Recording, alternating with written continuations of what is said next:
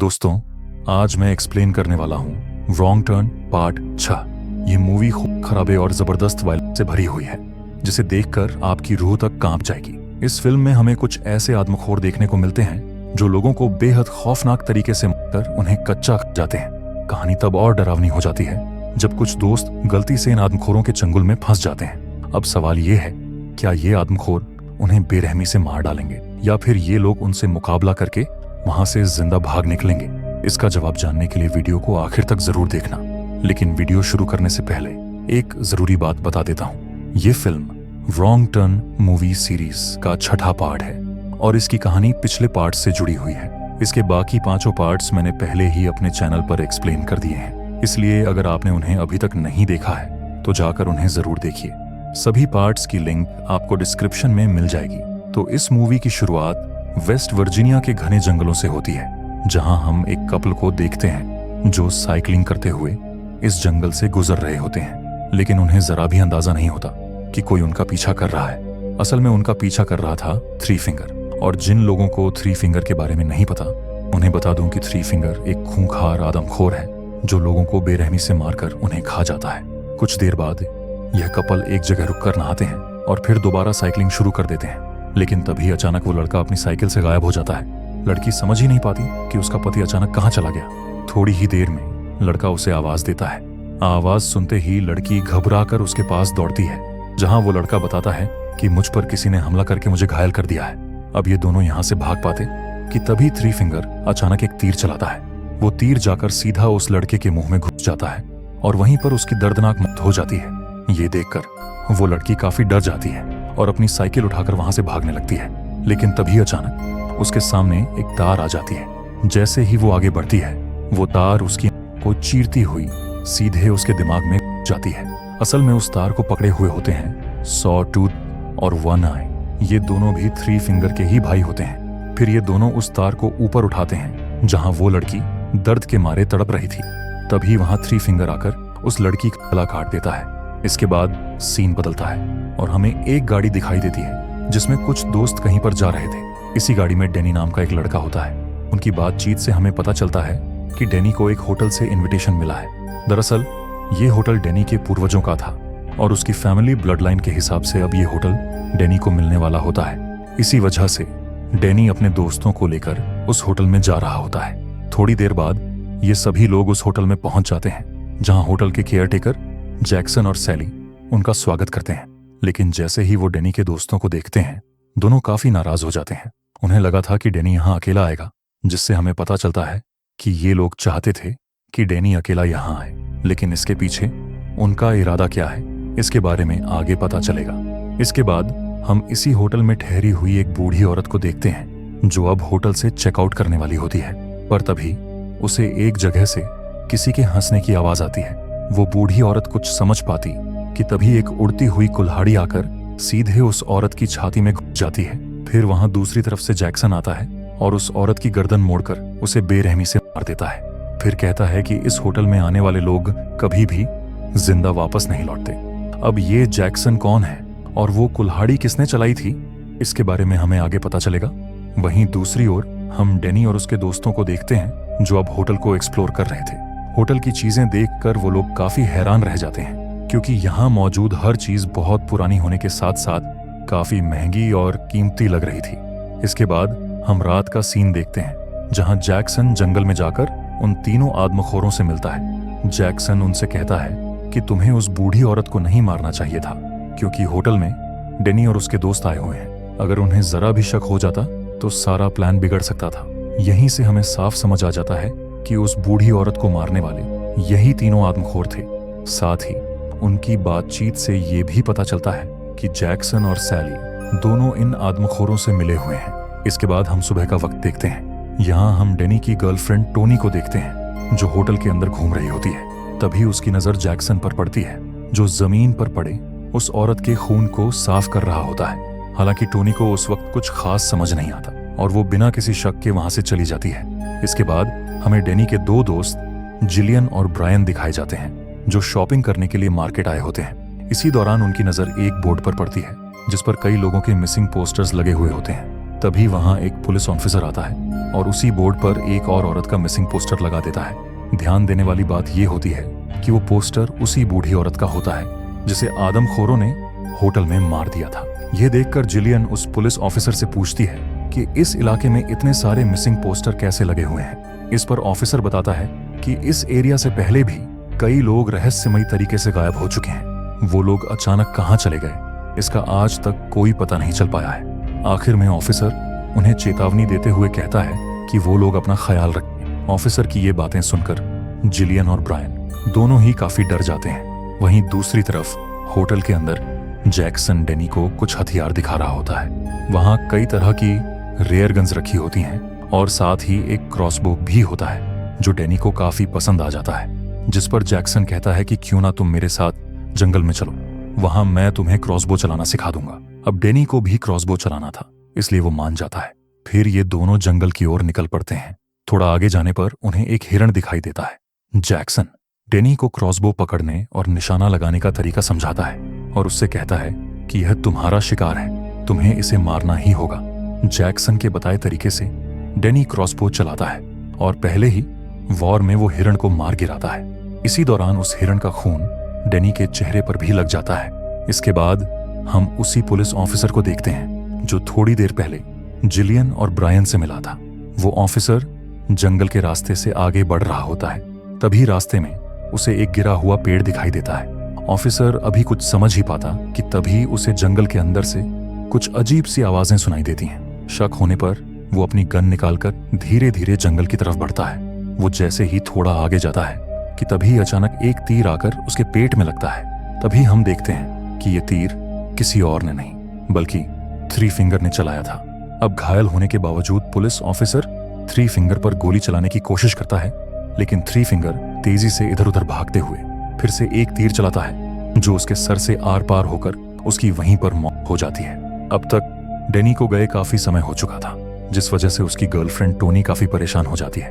वो अपने दोस्त ब्रैंडन से कहती है कि मुझे डेनी की बहुत चिंता हो रही है, तुम जाकर उसे ढूंढ कर ले आओ। टोनी की परेशानी देखकर ब्रैंडन भी डेनी को ढूंढने के लिए जंगल की तरफ निकल पड़ता है, लेकिन आगे बढ़ते हुए उसे डेनी नहीं बल्कि सॉ टूथ दिखाई देता है जो उस मरे हुए हिरण को नोच नोच कर रहा होता है। उसी दौरान सॉ टूथ की नजर ब्रैंडन पर पड़ जाती है।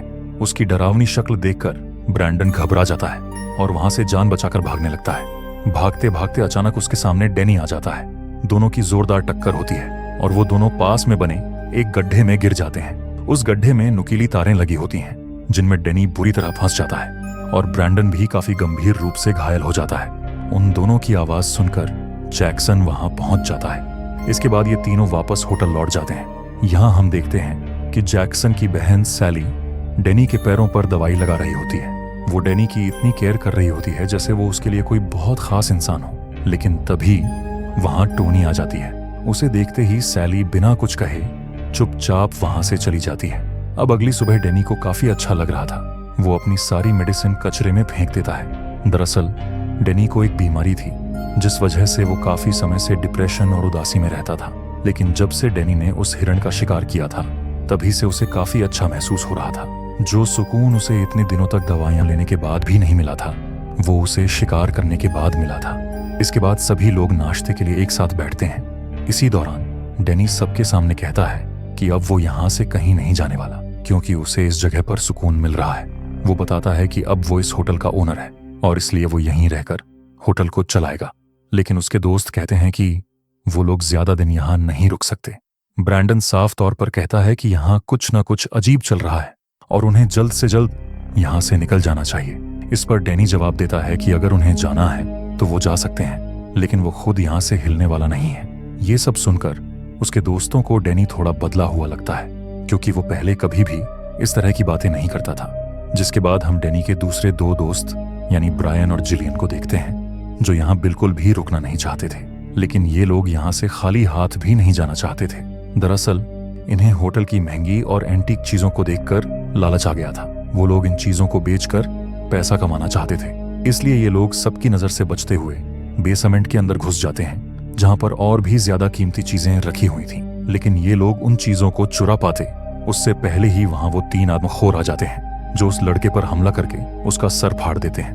फिर वे उस लड़की के पैर खींचकर उन्हें उखाड़ देते हैं, जिससे वो लड़की तड़प तड़प कर मारी जाती है। तभी वहां पर सैली आती है और उन आदमखोरों को तुरंत यहां से जाने के लिए कहती है। जिसके बाद हम देखते हैं कि जैक्सन और सैली जाकर डेनी से मिलते हैं, जहां जैक्सन कहता है कि मैं तुम्हें अपनी फैमिली से मिलाना चाहता हूं, जिस पर डेनी भी हाँ कर देता है। इसके बाद वो दोनों रात में डेनी को लेकर जंगल में बने एक गांव जाते हैं, जहां पर कई सारे डिफॉर्म लोग थे, बिल्कुल उन आदमखोरों की तरह। वो लोग डेनी को देखकर काफी खुश होते हैं, मानो वो डेनी के यहाँ आने का ही इंतजार कर रहे थे। इसके बाद डेनी का स्वागत करके उसे एक नशीली ड्रिंक दी जाती है। फिर जैक्सन और सैली उसे सच्चाई बताते हैं। अब दोस्तों, ये वाला पार्ट बिल्कुल ध्यान से सुनना, ताकि आपको कंफ्यूजन ना हो। मैं जितना डिटेल्ड में हो सके उतने डिटेल्ड में समझाऊंगा। ये लोग बताते हैं कि यहाँ सबसे पहले 3 फैमिली आई थी, क्रेटन्स, बॉगल्स, हिलिकर्स, और तुम हिलिकर्स फैमिली से हो। यानी डेनी हिलिकर्स फैमिली के ब्लड लाइन से था, लेकिन उन तीनों फैमिली के साथ कई दूसरे लोग भी आए हुए थे। जैक्सन कहता है कि तब इन फैमिलीज ने उन दूसरे लोगों के साथ अपनी नस्ल बढ़ाई, जिस वजह से उनका खून गंदा हो गया। इसलिए ये लोग भी कमजोर यानी डिफॉर्म पैदा हो गए। तो अब सवाल है कि 3 फिंगर, सॉ टूथ और 1 आई वो लोग क्यों कमजोर नहीं बल्कि पावरफुल और बाकी लोगों से कहीं गुना शक्तिशाली हैं? दरअसल उनके पूर्वज और पेरेंट्स ने किसी दूसरे खानदान के लोगों से मिलकर अपनी नस्ल नहीं बढ़ाई। वो अपनी फैमिली के प्योर ब्लड लाइन से थे। इसी वजह से वो तीनों काफी पावरफुल और खतरनाक बन गए। फिर जैक्सन कहता है कि सैली और तुम भी प्योर ब्लड लाइन के हो। अगर तुम दोनों एक हो गए तो तुम्हारे बच्चे बिल्कुल 3 फिंगर के जैसे खूंखार पैदा होंगे। दरअसल ये लोग डेनी और सैली की मदद से ताकतवर आदमखोर पैदा करके अपनी नस्ल बढ़ाना चाहते थे। इनकी बातों से हमें यह भी पता चलता है कि जैक्सन और सैली के सोचने का तरीका बिल्कुल उन आदमखोरों के जैसा था। वो लोग सिर्फ ऊपर से दिखने में इंसान थे। तभी ब्रायन को देखते हैं, जो झाड़ियों के पीछे छुपकर उनकी सारी बातें सुन रहा था। दरअसल वो डेनी को ढूंढते हुए जंगल में आया था, लेकिन अब उसे सारा सच पता चल चुका था। मगर तभी पीछे से सॉ टूथ आकर उसे पकड़ता है और रस्सी से बांधकर उसे सबके सामने उल्टा लटकाता है। इस दौरान ब्रायन डेनी से कहता है कि मेरी मदद करो, इनसे कहो कि मुझे छोड़ दे। लेकिन डेनी कहता है कि मैं तुम्हें नहीं पहचानता। दरअसल नशे में होने की वजह से उसे कुछ समझ नहीं आ रहा था। इसके बाद ब्रायन को उल्टा लटकाया जाता है। फिर 3 फिंगर आकर उसका गला काट देता है। जहां उसके गले से निकलने वाला वो डिफॉर्म लोग अपने बर्तन में भरने लगते हैं। किसी को भी खून की कमी ना हो, इसलिए 3 फिंगर उसे पूरा का पूरा काट देता है, जिससे वो सारे लोग खुश हो जाते हैं। तभी सैली भी डेनी के लिए खून लेकर आती है, जिसे डेनी नशे की हालत में बड़े मजे से पी जाता है। अगली सुबह जब डेनी वापस होटल आता है तो उसे देखकर टोनी काफी डर जाती है, क्योंकि उसके मुंह पर पिछली रात का खून लगा हुआ था। टोनी कहती है कि यहाँ जरूर कुछ अजीब हो रहा है, हमें यहाँ से निकलना होगा। लेकिन डेनी जाने से साफ मना कर देता है। वो कहता है कि मैं यहाँ से नहीं हिलने वाला, मुझे यही रहना है। डेनी असल में अभी भी नशे की हालत में था।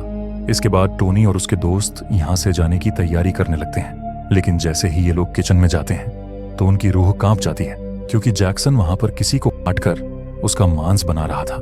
इसे देखकर ये लोग काफी डर चुके थे।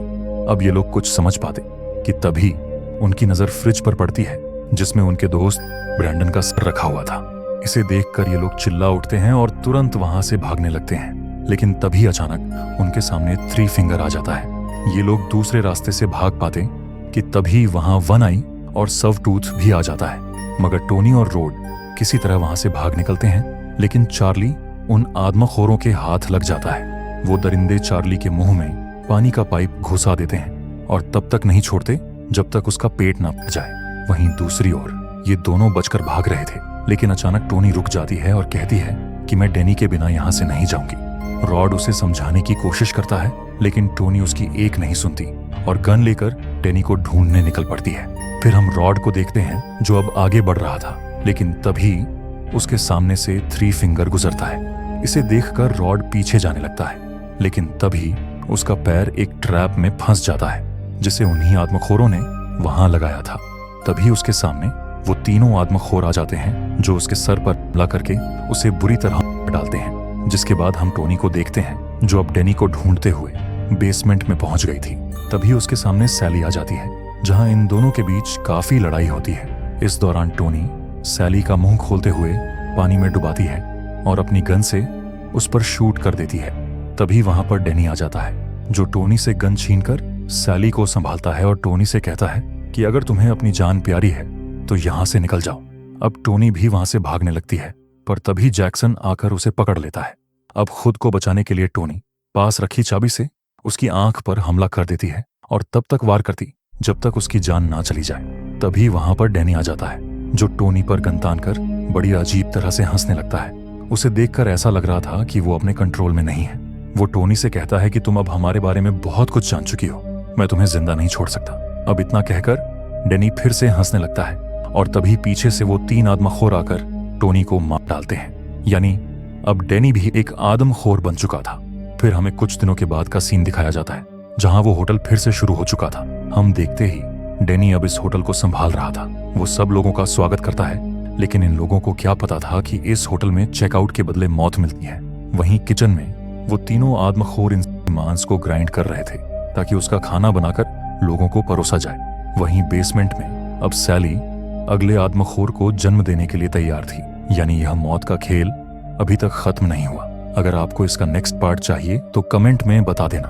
अगर आपको यह वीडियो पसंद आया है तो आपको यही 2 वीडियो भी पसंद आएंगे। इनमें से किसी भी वीडियो को जाकर आप देख सकते हो, लेकिन जाने से पहले वीडियो को लाइक कर देना और चैनल को सब्सक्राइब करके वीडियो की हाइप क्रिएट कर देना। हम मिलते हैं किसी और वीडियो के साथ। तब के लिए थैंक्स फॉर वॉचिंग।